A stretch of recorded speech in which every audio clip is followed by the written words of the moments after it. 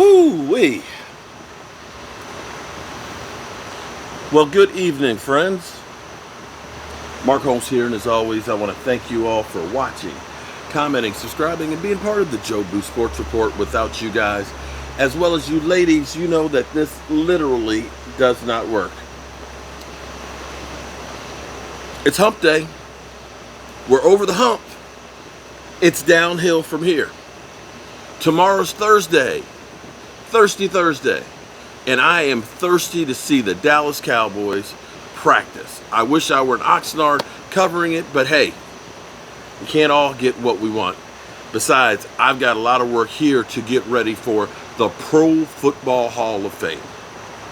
I still can't believe that I have been blessed to be now, wow.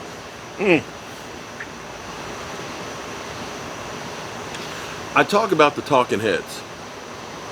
I talk about ESPN, the four-letter word network, Fox Sports 1, NFL Network, the Colin Cowturds,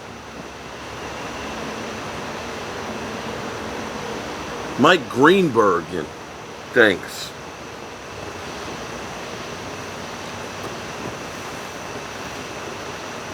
I am going to the Pro Football Hall of Fame to do exactly what those guys do.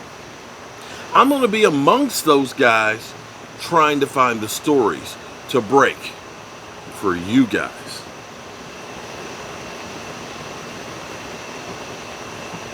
I have been working tirelessly to try and get everything together to make sure I've got what I need done.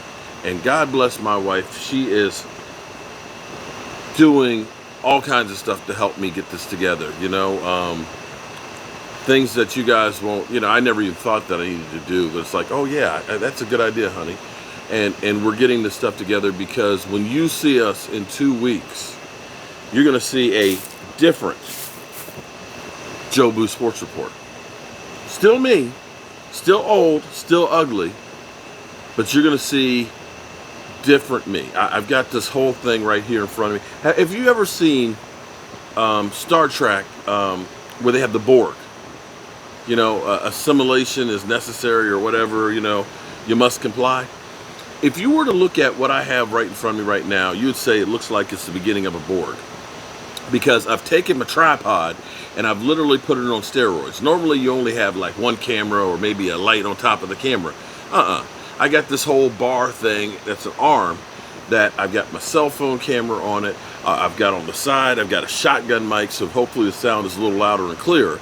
And then it curves up, then there's actually a light that I can adjust. That's an LED, a battery powered one that I can adjust and do different light tones and stuff. And then the arm goes across, and then I have my Mevo, so that way I can live stream and capture video content at the same time. Oh, and then on the leg I put Velcro, so that way I can put a mini mic mixer so I can have two handheld mics if I need to. So I have redundancy. I've got 2 sets of microphones to be able to. I've got 2 cameras. I only have 1 light though, and maybe I ought to think about getting a backup light just in case. But either way, y'all. Oh, and then I have a battery bag that's down in there where I'll have 2 50,000 whatever things that are high-speed chargers that I can have everything plugged in and can carry it. So I don't need it. All I need is a cell phone signal, and I can get content out to you guys. I don't need an outlet. I don't need a plug. I don't need anything. And I'm still creating this sucker because I want to bring you shit that you've never seen.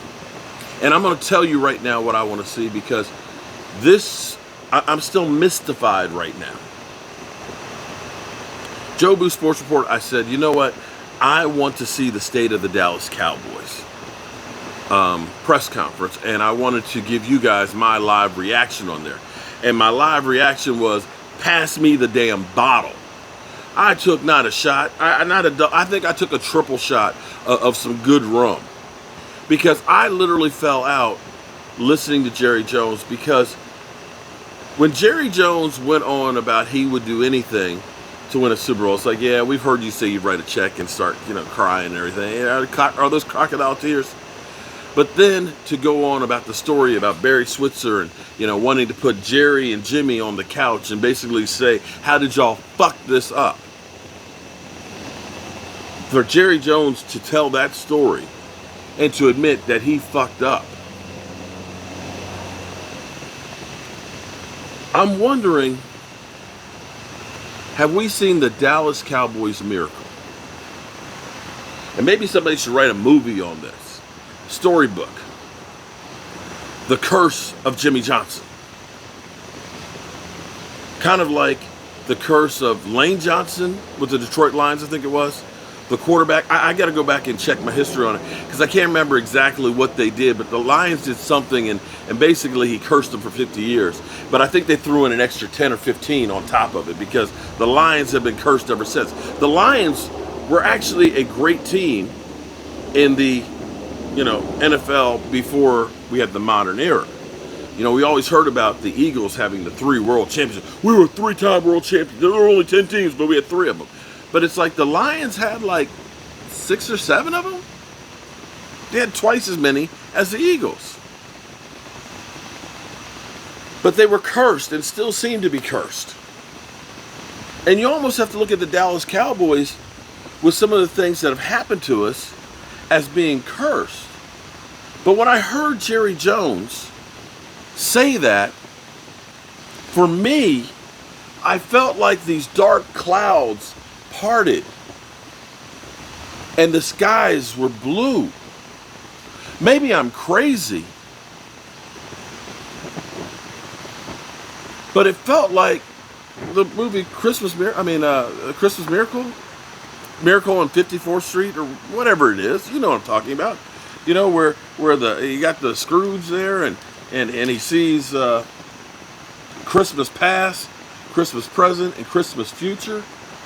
I feel like Jerry Jones this season has had the Dallas Cowboys miracle where he saw the glory days of the Dallas Cowboys and winning Super Bowls with Jimmy Johnson. And then he saw the Dallas Cowboys present, which has been kind of not as good. And maybe he saw the Cowboys future where until he repented and changed his ways, it was just awful.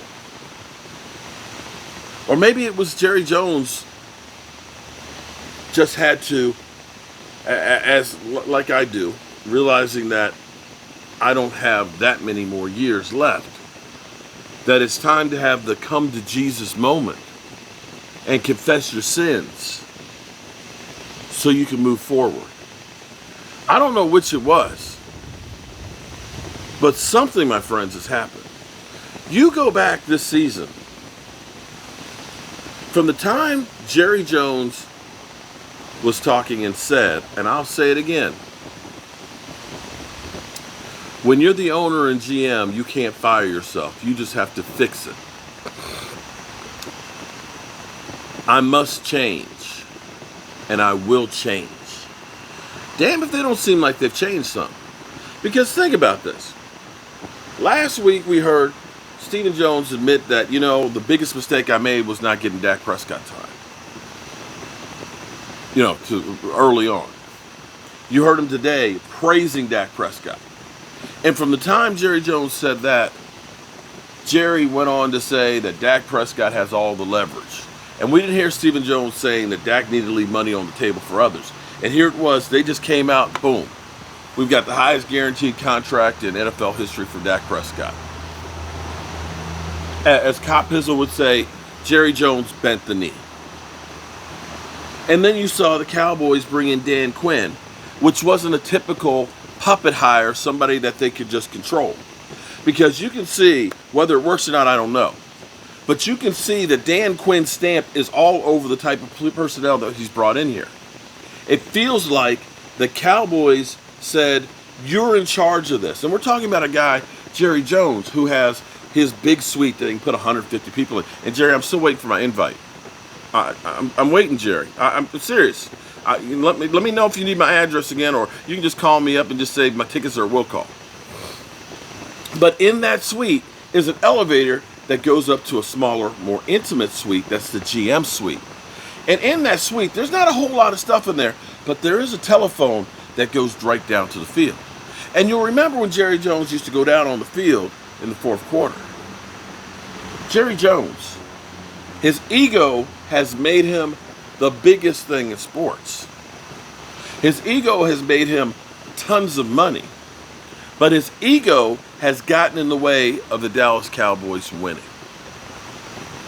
And now you see a more humbler Jerry Jones. And I literally just about fell the F out. Maybe we have seen the Dallas Cowboys miracle. And maybe it's been a curse that's now been lifted. I don't know, man. But I feel like something just washed all over the Cowboys. And that bad mojo, maybe, just maybe it's gone. But one thing I do know, I'm tired. And I've been waking up at like 3 and 4 in the morning, I think, because I've been thinking so much about what I got to do in the next 2 weeks. Got a lot on my mind. And I keep hearing, you got one shot, one opportunity. God willing, I'll see you guys first thing in the morning. Have a great night. This is a new era for the Dallas Cowboys. Peace.